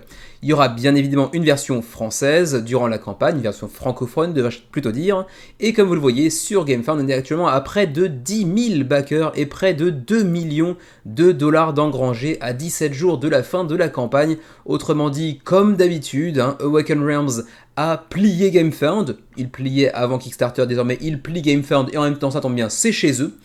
Ils en ont mis de partout, de sol, plafond, moquette, c'est dégueulasse, mais c'est comme d'habitude en fait, tout simplement. Awaken Realms fait toujours d'énormes résultats, quelle que soit la plateforme, quel que soit le jeu. Donc je résume, c'est pour 1 à 4 joueurs, c'est pour environ 120 minutes la partie, mais ça peut varier d'un scénario à l'autre, puisqu'il s'agit ici encore d'un jeu en campagne, avec beaucoup d'exploration, de survie, avec ce thème de jeu vidéo que j'ai mentionné tout à l'heure, d'aventure, de coopération, avec une forte composante de narration, avec des choix moraux intéressants aussi, avec énormément de contenu, mais bon, ça aussi, avec Awaken Realms, on a l'habitude. On a aussi l'habitude de cette approche, marketing, qui consiste à proposer le jeu de base à un prix relativement intéressant, mais également une boîte entière remplie ras la gueule de stretch goals qui double quasiment le prix du jeu une fois que le jeu atteint les boutiques, mais qui est offert, je crois, ou en partie offert durant la campagne, ainsi qu'une extension ici, Zone Survival, j'arrive pas à lire le petit mot ensuite, qui sera gratuit durant la campagne, qui vous offre un mode de jeu différent, le fameux mode Zone Survival, qui a été conçu d'ailleurs par Michel Horace, voilà, l'auteur de This War of Mine entre autres, mais également, si mes souvenirs sont bons, de Heatherfield, mais à vérifier. Ensuite, continuons un petit rappel sur la VF qu'on voit ici encore une fois. Le pledge, alors le contenu du pledge, vous le voyez ici, le jeu de base, la fameuse boîte de stretch goals et la fameuse extension Zone Survival Mode, avec tout un tas de petites autres boîtes que l'on verra par la suite. Et en termes de présence sur table, eh bien, vous voyez un petit peu ce que ça peut avoir comme allure. Je trouve que c'est pas forcément le jeu le plus beau qu'on a pu voir chez Awaken Realms à ce jour. C'est très très sombre et en même temps l'univers post-apocalyptique se prête bien à ce genre de direction artistique, certes. Mais je sais pas, je trouve pas ça super convaincant. Il n'y a rien qui vraiment me fait dire waouh, c'est vraiment impressionnant sur la table. C'est relativement classique. Ça va être du très beau matos, comme toujours avec Awaken Realms. Là-dessus, il n'y a pas de souci à se faire. Mais je trouve pas ça aussi époustouflant que je ne l'aurais imaginé. Les pledges, on a donc un premier pledge, le core pledge, le pledge de base, on va dire, pour 95$ avec donc le jeu de base, plus la boîte de stretch goals qui sera remplie à ras-bord, on l'imagine aisément, et qui sera donc gratuite durant la campagne GameFound, qui ne le sera pas forcément en boutique par contre, en revanche, attention. Ensuite, on aura aussi le Zone Survival Mode, composé donc par Michel Horace, qui sera donc lui aussi gratuit durant l'édition, la campagne de GameFound, et qui vous propose donc un mode supplémentaire qui vous permettra de faire des sessions de jeu de 2 à 3 joueurs, pour 1 à 4 joueurs, sachant qu'ici ce n'est pas du tout connecté à la campagne. Donc vraiment, si éventuellement votre groupe n'arrive pas à se réunir aussi souvent que vous ne voudriez, vous avez aussi ce petit mode survie qui vous est proposé pour éventuellement attendre entre deux sessions. Ensuite, les Stalkers, donc les fameux personnages que vous pourrez être amenés à contrôler, vous les voyez ici, avec un petit peu, bien sûr, d'asymétrie entre les personnages, avec, bien sûr, les miniatures toujours aussi belles, aussi détaillées, comme toujours avec Awaken Realms. On voit ici, par exemple, Palkan, tout à l'heure on avait vu, comment s'appelle-t-elle, Milady apparemment. On a aussi Borsuk par exemple, Palkan, Borsuk, j'ai déjà mentionné l'un comme l'autre. Bref, chacun avec leur propre spécificité. On aura aussi tout un tas d'équipements pour aller personnaliser encore plus notre personnage au cours de la campagne, avec différents emplacements qui permettront d'accueillir tout autant de matériel que j'imagine vous pourrez être amené à perdre ou à remplacer au cours de la campagne. On aura aussi des emplacements pour les blessures, que l'on peut voir ici une fracture par exemple, ou un saignement ici par exemple. Donc voilà, il y a quand même pas mal de choses qui viennent agrémenter le plateau de joueurs en plus de votre personnage bien sûr, et toutes ses spécificités, ses équipements et ainsi de suite. Ça va être assez riche de ce point de vue là, sachant que vous partez avec ce petit plateau vierge comme vous le voyez ici. Ensuite, ce sont donc les upgrades que l'on va pouvoir obtenir au fur et à mesure par différents moyens. On pourra aussi aller upgrader un petit peu certaines de nos armes, certains de nos équipements de manière générale. Ensuite, vous aurez un petit peu, je crois, comme dans Nemesis à l'époque, un système de, de contrôle ici avec le tracker que vous voyez ici sur les radiations, hein, parce qu'on est quand même à Tchernobyl. Donc il y aura un système où vous mettez la carte en dessous, je ne sais trop quoi, effectue peut-être une rotation comme on le voit ici, et ça vous donnera des informations sur votre taux de radiation actuellement pour choisir ou non de vous avancer plus en avant encore dans la zone contaminée ou de rebrousser chemin par exemple. Mais j'imagine que plus vous avancez dans les zones, les plus radioactives, plus vous serez peut-être amène de trouver certains éléments rares, tels que des armes, des équipements, mais peut-être aussi des monstres, des mutants un peu plus féroces. On en voit d'ailleurs un ici particulièrement dégueulasse. Ensuite, The Living Zone, on voit certains des personnages adversaires que l'on pourra être amené à rencontrer, tels comme des bandits ou autres mutants, parfois les deux d'ailleurs en même temps, et ils sont généralement pas forcément très commodes et parfois un peu dégueulasses physiquement, comme celui-ci que l'on voit ici. Ensuite, continuons même des trucs qui s'apparentent vraiment à des zombies façon Dying Light par exemple. Je sais pas si c'était un jeu qui était arrivé avant Dying Light ou après, peu importe. Les interactions, on nous dit ici que la zone est assez imprévisible et impartiale et qu'elle ne discrimine en rien les joueurs les uns des autres, mais pas forcément dans le bon sens du terme bien évidemment, et vous devrez faire face à tout un tas d'anomalies ou autres adversaires qui vous procureront un sacré challenge sur le long cours, et bien sûr vous pourrez aussi chercher à rester groupé pour mieux vous permettre de vous débarrasser de certains monstres ou anomalies, mais en revanche plus vous vous groupez, moins vous couvrez de terrain, donc il y aura toujours ce petit dilemme à prendre en compte également. Les petites anomalies avec leurs petites miniatures translucides, assez classe là encore aussi. Encore une fois du très beau matos, comme souvent avec Awakened Realms. Le système de map modulable, un peu comme tel avec Thiefdom, avec des emplacements qui vont être différents d'un scénario à l'autre en fonction de l'embranchement, l'imbrication des tuiles de bâtiments, de lieux que l'on voit ici entre autres et qui seront certainement indiqués dans le setup des scénarios que vous serez amené à vivre. Ensuite, des artefacts, des story twists, on aura aussi pas mal de petites cartes de narration, donc avec certainement des petits choix à aller opérer qui pourront impacter le reste de la campagne. Des cartes d'exploration. Ensuite, 30 à 36 heures de gameplay, nous dit-on, dans la core box seule. Donc, en gros, dans la boîte de base, vous en aurez déjà pour 36 heures de gameplay avec 3 campagnes, donc 3 arcs de campagne de 10 à 12 heures chacune, avec 2 à 4 heures par mission, donc par partie en gros. Ensuite, on continue, on a un petit descriptif de chacune des campagnes qui sont incluses dans la boîte de base. Ici, par exemple, Rescuing Dalek, j'imagine que c'est... Non, c'est Dalik, pardon, Dalik, qui est l'un des personnages que l'on pourra, j'imagine, être amené à contrôler peut-être par la suite, à voir. Et ensuite, on aura un peu plus de détails concernant la mission numéro 2 et la mission numéro 3 dans les jours à venir. Ensuite, continuons avec ici, c'est quoi, The Village, qui sera certainement un endroit où on aura accès à une sorte de marché, peut-être des compagnons que l'on pourra embaucher également, j'imagine, le tout dans un livret à fascicules dans lequel on pourra glisser les cartes pour un système de sauvegarde, j'imagine, assez intéressant aussi, assez pratique à voir. Ensuite, continuons, le livret de règles plus complet, il y a 2 niveaux de règles. D'accord, les basic rules, donc les règles de base, et peut-être ensuite les règles un peu plus détaillées en cas de questions que l'on pourrait se poser vis-à-vis de certains éléments du gameplay, mais j'imagine que pour les premières parties, le livret de base devrait être suffisant. Ensuite, on aura aussi un insert en plastique, comme souvent avec eux, le fameux Zone Survival Mode conçu par Michel Horache, qui vous permettra de jouer sur des one-shots en gros, hein, de 1 à 4 joueurs, mais sans forcément avoir d'implication sur votre compagne, non, bien sûr, votre compagne non plus, mais votre campagne au long cours, excusez-moi. Ensuite, on va arriver directement sur les pledges, du coup.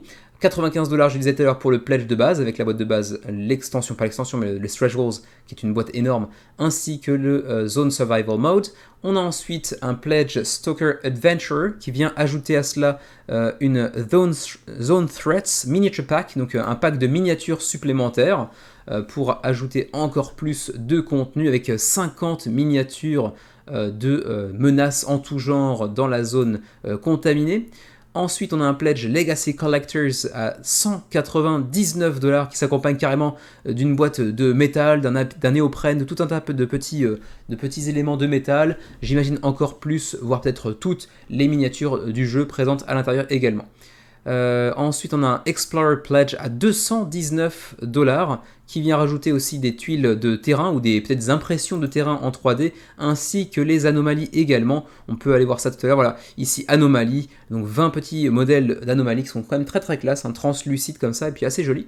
Et puis donc les petites miniatures de terrain pour aller ajouter un petit peu d'immersion à votre partie.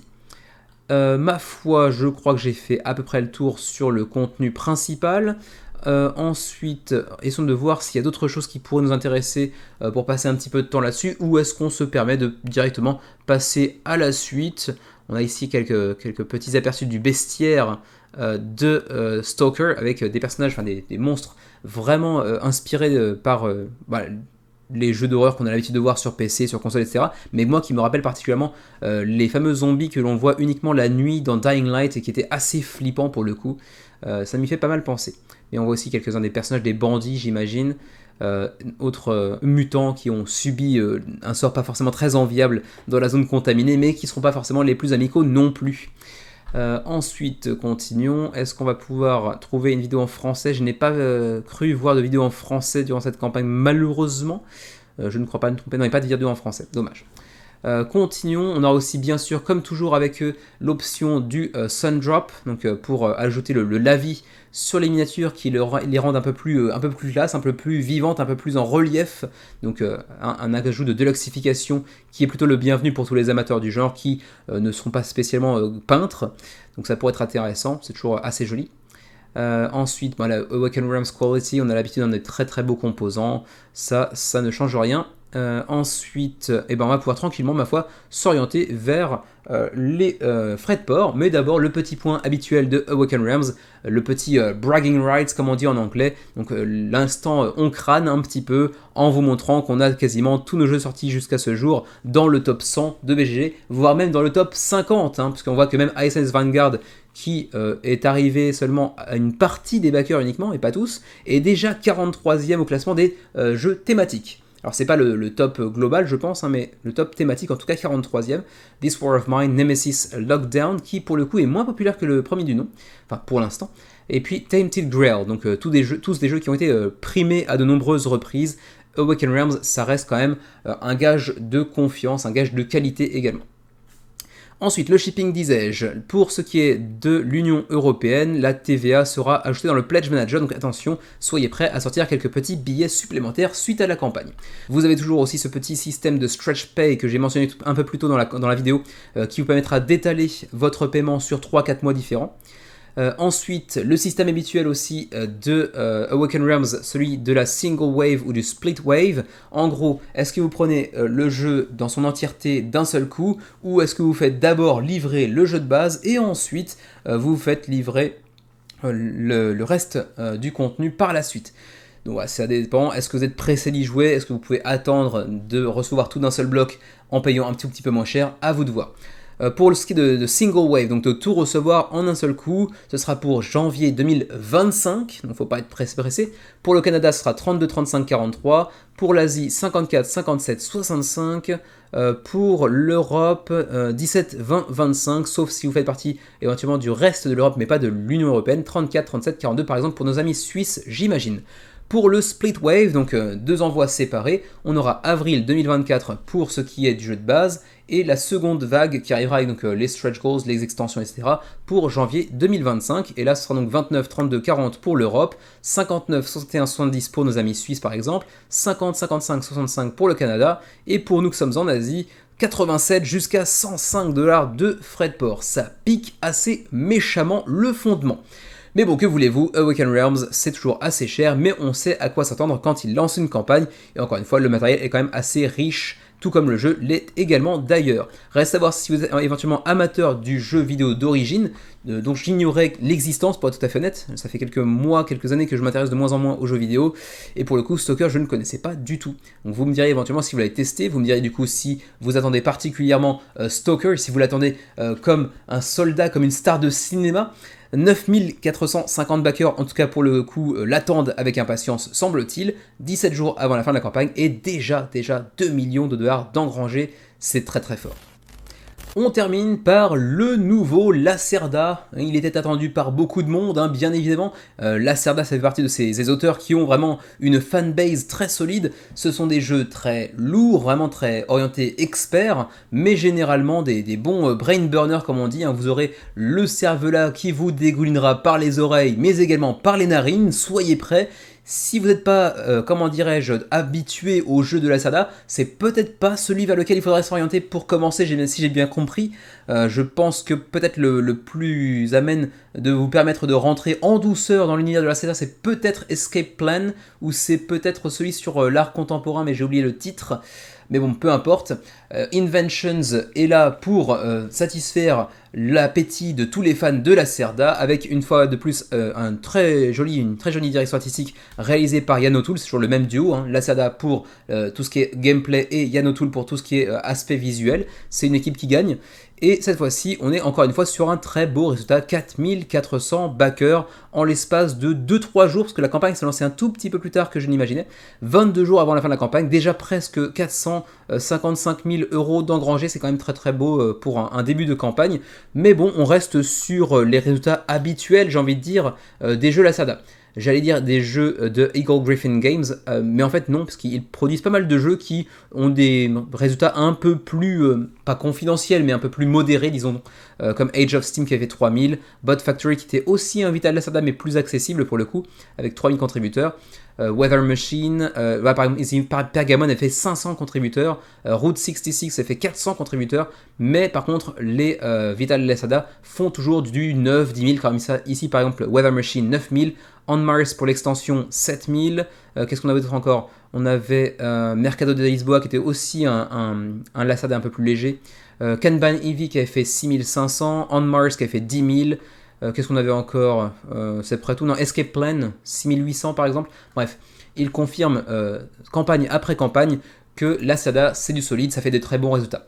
Et ce n'est pas Inventions Evolution of Ideas qui va contredire cette belle lancée, puisque 8400 contributeurs en 2-3 jours, ça veut dire que certainement d'ici 3 semaines, on sera encore une fois aux alentours de 10 000 contributeurs à mon avis. Pour le reste, rien de très nouveau sous le soleil, enfin si, la thématique, des pans de gameplay bien évidemment j'imagine, mais pour le reste c'est du Lacerda, donc on part sur des bases un peu connues, c'est-à-dire du placement d'ouvriers, un petit peu de gestion de ressources, un petit peu de gestion de main également avec les différentes cartes que l'on pourra jouer au cours de la partie. C'est pour 1 à 4 joueurs, donc avec un mode solo conçu par Lacerda lui-même, parce que jusqu'à maintenant il me semble que c'était souvent d'autres auteurs qui réalisaient les solos, donc là pour le coup c'est lui. C'est pour 14 ans et plus, et c'est pour des parties qui vont aller de 60, certainement en solo, à 150 minutes, certainement si vous êtes à 3 ou 4 joueurs par exemple. Et donc attention, hein, ce sont comme j'ai dit tout à l'heure, des jeux qui sont tout à fait en mesure, en capacité de réduire votre matière grise en confiture de coin. Oui, voilà, c'est comme ça, je l'ai dit. Donc préparez-vous, hein, si vous n'êtes pas encore un habitué, un aficionados de la Lacerda, ça fait mal par où ça passe, mais c'est quand même bon. Hein. Il faut être un peu masochiste pour aimer la Lacerda, mais c'est quand même très très bon. J'avoue que la première partie que j'avais fait sur Kanban EV avec Xavier, j'ai passé la moitié, voire les 2 tiers de la partie à pas vraiment comprendre ce que j'étais en train de faire, même si j'ai gagné pour le coup. Mais c'est vrai que c'est un jeu qui m'est resté en mémoire malgré tout, et que j'aurais plaisir à ressortir avec Xavier à l'occasion, tout comme d'autres jeux de Lacerda, parce que je crois que Xavier en a 3 ou 4, mais pour l'instant on a testé que Kanban EV ensemble. Ensuite, continuons à le petit How to Play. Le petit How to Play, malheureusement, c'est pour les vidéos uniquement. Alors, vous avez ici le livret de règles en anglais disponible. Sachez d'ailleurs que je ne l'ai pas précisé, mais de toute façon, vous aurez le petit drapeau en début d'intervention, que le jeu sera disponible en français grâce à Philibert. Alors, il n'y aura pas le drapeau français durant la campagne, pour une mauvaise raison que je n'explique pas, mais en revanche vous pourrez quand même trouver la version française francophone sur Philibert, éventuellement ceux qui s'en chargent, comme c'était déjà le cas d'ailleurs pour les précédents jeux de Lacerda. Alors, je disais tout à l'heure que le How to Play c'était en vidéo essentiellement, donc ça c'est un petit peu dommage. On passe donc directement au What's in the Box avec le plateau central, donc les emplacements d'ouvriers notamment. Ensuite, les petits plateaux de société, donc les 4 sociétés pour autant de joueurs autour de la table, les 48 cartes d'idées. Ça semble être assez peu, hein, au demeurant, on n'a vraiment pas l'impression que ça fait beaucoup d'idées au final, mais je n'ai aucune inquiétude concernant la rejouabilité, la profondeur de jeu de Inventions. Ça reste un Lacerda, donc il n'y a pas de souci à se faire dessus à mon avis. 21 tuiles de milestone, donc en gros des accomplissements. J'imagine que ce sera une forme de course entre les joueurs pour réussir à l'obtenir avant les autres. Ensuite, 21 cartes de objectifs cachés, donc vous aurez à cœur de compléter avant la fin de la partie tout en essayant de dissimuler votre objectif personnel pour éviter que les autres vous mettent des bâtons dans les roues par exemple. Deux petites cartes d'action, enfin d'aide de jeu pardon plutôt, 12 piliers du temps, 120 citoyens, 12 jetons de chaînage, bref tout un tas de jetons dans tous les sens hein, pour le scoring, pour les différentes aires qui vont composer une partie, le meeple de Chronos également. Bref, beaucoup de contenu. On aura aussi les fameuses tuiles hexagonales qui viendront accompagner votre plateau de société que vous voyez ici. Elles viendront recouvrir certains éléments des plateaux que l'on voit ici notamment. Ensuite, on aura aussi apparemment des petits inserts en plastique pour ranger le jeu, donc ça c'est plutôt cool, même si pour l'instant c'est un work in progress, j'ai l'impression. On aura aussi des stretch goals qui vont venir enrichir le jeu au fur et à mesure de la campagne. On a déjà débloqué quelques tuiles de connaissances par exemple, quelques tuiles également d'objectifs personnels ou encore un meeple de Héphaïstos. Ensuite, continuons, ça c'est les vidéos de review, il n'y en a malheureusement pas en français, c'est dommage mais c'est comme ça. Il y en a en espagnol, il y en a en italien mais pas en français, en tout cas pas pour l'instant, pas sur la campagne en tout cas. Vous pouvez déjà tester Inventions sur Tabletopia, pas sur TTS apparemment si j'ai bien compris, ce qui est un petit peu dommage, puisque Tabletopia est payant, alors qu'il me semble que TTS c'était gratuit, je ne sais plus. Ensuite, les pledge levels. On a un premier pledge à 129$ contre 165 théoriquement en boutique, mais bon, je suis pas persuadé que ça coûte vraiment ce prix-là à terme. Alors, ne vous en faites pas, hein, c'est écrit anglais, allemand, japonais et italien, mais il y aura bien du français. Il est déjà, hein, d'ores et déjà, en précommande sur Philibert. Donc attention, reportez-vous plutôt sur le site marchand de Philibert pour la VF. On a aussi un pledge à 250$, le pledge qui s'accompagne cette fois-ci d'un Advanced Shipping Included, donc c'est uniquement pour les États-Unis et ça vous permettra d'avoir une livraison un peu plus rapide, mais j'imagine que c'est pas tout quand même, parce que sinon c'est quand même extrêmement cher. Ah non, ça inclut aussi une signature de l'auteur, ok, pourquoi pas. Le upgrade pack, il était déjà ici, donc ça ne compte pas spécialement. Donc oui, c'est vraiment pour la signature et pour le Advanced Shipping. Ça me semble être très très cher en termes d'ajout, comme c'est 120$ de plus, c'est quasiment le double du pledge de base pour assez peu de choses en termes de contenu. Mais bon, en plus au demeurant, c'est 12$ la signature, donc ouais, c'est assez difficile à expliquer. Ensuite, continuons. Ma foi, il n'y a pas grand chose de plus à dire que ça. C'est quand même un tout petit peu dommage que pour le coup le How to Play se soit uniquement limité aux vidéos qu'on a pu voir tout à l'heure, qu'on a pu entreapercevoir tout à l'heure. Parce que pour le coup, la page de campagne elle-même ne présente pas tellement en détail le gameplay de Inventions. Mais bon, encore une fois, qui dit Lasada dit gros jeu qui va vous faire suer, mais qui va aussi vous faire kiffer très certainement si vous êtes amateur de jeux assez experts. Pour le shipping, Amérique du Nord, j'ai fait un qui n'a pas de sens, ne vous en faites, c'est la fatigue. Hein. J'ai encore une fois assez peu de sommeil ces derniers jours. Voilà, petite lampée, histoire de se ravigorer, de se sumecter un petit peu le palais. Le Canada, 23$ de frais de port. Pour l'Europe, c'est 24 également. Pour la Belgique, la France, Luxembourg par exemple. Pour nos amis suisses, ce serait combien? C'est 31 pour la Suisse, tout comme par exemple pour le Liechtenstein par exemple. Et puis pour nous que sommes au Japon, c'est 19$, donc on doit avoir un hub pas trop loin de chez nous, peut-être certainement en Chine, à Hong Kong, à Taïwan peut-être, je ne sais pas, qui nous permet d'avoir des frais de port relativement accessibles. Pas à Taïwan, parce que du coup Taïwan c'est 35$, donc ça ne doit pas être à Taïwan, c'est certainement en Chine ou à Hong Kong. Voilà, ma foi, c'était après tout pour Inventions. J'aurais aimé vous en parler un peu plus, notamment en termes de gameplay, mais pour le coup, la campagne n'est pas très généreuse en termes de gameplay.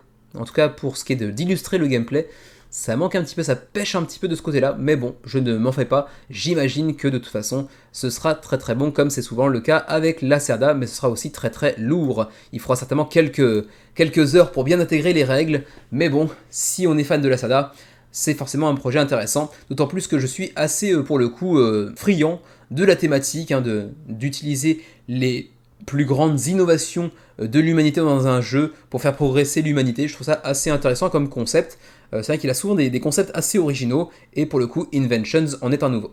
Voilà, 4405 contributeurs, plus potentiellement tous ceux qui vont pré-backer la campagne via Philibert également. 22 jours avant la fin de la campagne. D'ailleurs, juste par curiosité, combien de francophones, combien de français sur le projet malgré la pré-campagne sur Philibert? 50 français quand même, qui j'imagine ne se formalise pas de la présence, ou l'absence plutôt, de la VF dans la campagne, j'imagine. On a déjà quand même 235 personnes au Japon, ce qui est assez considérable quand on prend les chiffres habituels du Japon. Donc c'est assez étonnant. Mais bon, ils sont assez fans, c'est vrai, de la saga, pour le peu que j'ai pu en voir. Et ma foi, c'est à peu près tout pour cette semaine de menu crowdfunding. J'espère que vous y aurez trouvé de quoi satisfaire votre appétit de gamer. On se retrouve pour notre part dans quelques jours pour le prochain menu, bien évidemment, et puis peut-être pour une ou deux vidéos à venir avec le sieur Xavier. D'ailleurs, vous remarquez peut-être un trou ici dans ma ludothèque, puisque aujourd'hui, pendant la pause au boulot, on a sorti Radlands et miracle, Xavier a remporté sa première victoire en 13 ou 14 parties. Donc voilà, tout a fini par arriver.